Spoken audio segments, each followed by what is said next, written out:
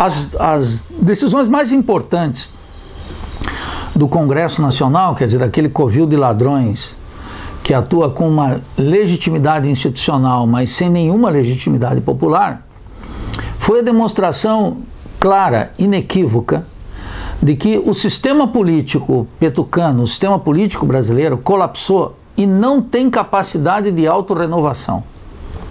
Isso é a tese fundamental, a hipótese fundamental que eu venho defendendo e que cada vez se comprova de maneira mais clara. O sistema político da burguesia, ele é incapaz de oferecer, de buscar dentro das regras do jogo legitimidade. E as duas decisões mais importantes, e uma terceira ameaça que está sendo urdida nos bastidores, comprovam cabalmente a minha hipótese. Primeira delas, numa votação na madrugada, o covil de ladrões decide votar um fundo público de financiamento das campanhas eleitorais, 3,6 bilhões de reais. Um volume de recursos que é superior ao orçamento do Ministério de Ciência e Tecnologia nesse ano. E mesmo a deputada Luísa Erundina denunciou lá um conjunto de programas do governo que seriam absoluta prioridade, não recebem na atualidade, em previsão orçamentária e menos em execução, os recursos prometidos para os políticos profissionais, os políticos burgueses, para enfrentar a campanha. É um verdadeiro escândalo, como diz a indignação popular. Mas é uma demonstração equívoca que o financiamento privado de campanha, que é um nome orwelliano para a corrupção no sistema político, tampouco é sustentável no sistema público de financiamento, porque é um escárnio com as necessidades populares destinar tamanho volume de recursos quando necessidades estratégicas do país, estou mencionando apenas ciência e tecnologia, recebem menos o Ministério no seu conjunto do que os políticos vão abocanhar para suas campanhas. Aliado a esse fato, o sistema dá uma demonstração de que tampouco pode se renovar ao anunciar e estar discutindo concretamente a chamada adoção do distritão. O que é isso? Os deputados hoje são eleitos de acordo com um quórum, um percentual que os partidos detêm numa eleição ordinária.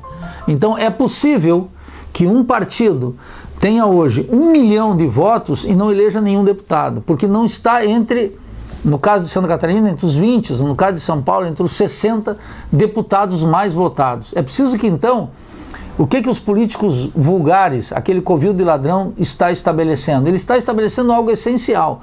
Aqui vão permanecer apenas os campeões de votos. Aquela tradição da política brasileira que renovava entre 40% e 50% dos parlamentares e cuja tendência seria ser 60% ou 70% nas eleições do ano que vem, agora fica completamente como uma blindagem ao político profissional. Os campeões de votos são aqueles mais populares, aqueles que não sofrerão nenhuma inibição diante do financiamento privado, aqueles políticos milionários que têm financiamento do latifúndio, dos bancários, dos banqueiros, dos grandes comerciantes, das multinacionais, vão continuar utilizando 1000 formas de eludir a legislação e manter o financiamento privado. E ainda vão se beneficiar do financiamento público. Além de tudo, terão uma regra, que é o distritão. Os campeões de votos se elegem a despeito do voto em legenda partidária, que garante vida longa para o político profissional.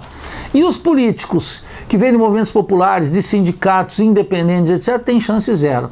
O que significa? Que o sistema está se blindando para, na próxima eleição, impedir um grau de renovação que seria, dentro de uma consciência ingênua, ainda mais importante, uma renovação do Congresso. Se tudo isso for aprovado tal como está aí, é uma demonstração muito clara de que o sistema não tem capacidade de buscar legitimidade e, ao contrário, afirma todos e cada um dos seus vícios.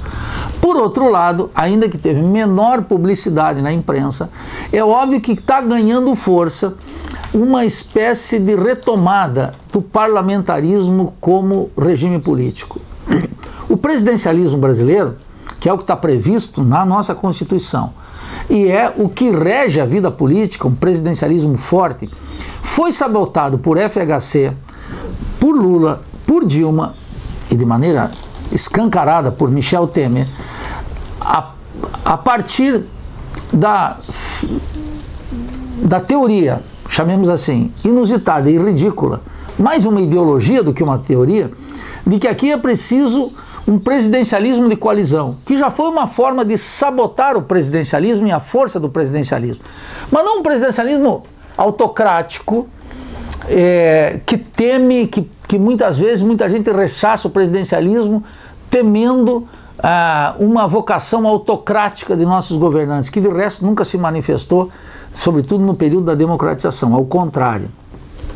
Esse presidencialismo foi sabotado porque o presidente tem a virtude no Brasil, na nossa história, de recorrer ao povo como protagonista. E exatamente para esterilizar essa convocatória que o príncipe faz ao povo, que o presidente faz ao povo, é que se criou essa figura esdrúxula, conveniente para as classes dominantes, do presidencialismo de coalizão.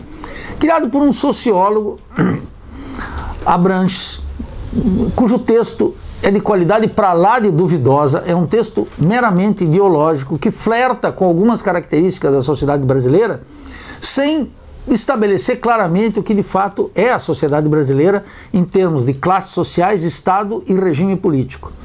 Isso foi adotado por Fernando Henrique Cardoso como forma de legitimar o plano real e a forma burguesa de administração do Estado, excluindo o povo, e adotado como virtude por Lula, por Dilma e de maneira escancarada por Michel Temer, ou seja, conferindo todo o poder à chamada, entre aspas, classe política, ou seja, o político vulgar que está a serviço dos monopólios, dos grandes interesses de costa para o povo.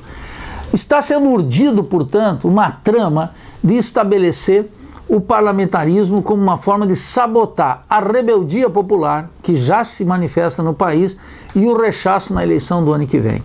Em resumo, essa semana mostrou claramente que o sistema político em colapso não tem capacidade de autorrenovação. E isso significa que é tarefa da Revolução Brasileira e de todas as forças efetivamente comprometidas com a esquerda esquentar a chapa nas manifestações populares, na mobilização popular e na pressão contra o sistema político. Não cabe à esquerda atuar de maneira, entre aspas, responsável, buscando por dentro do sistema corrigir suas falhas. Quando a classe dominante dá demonstrações inequívocas de que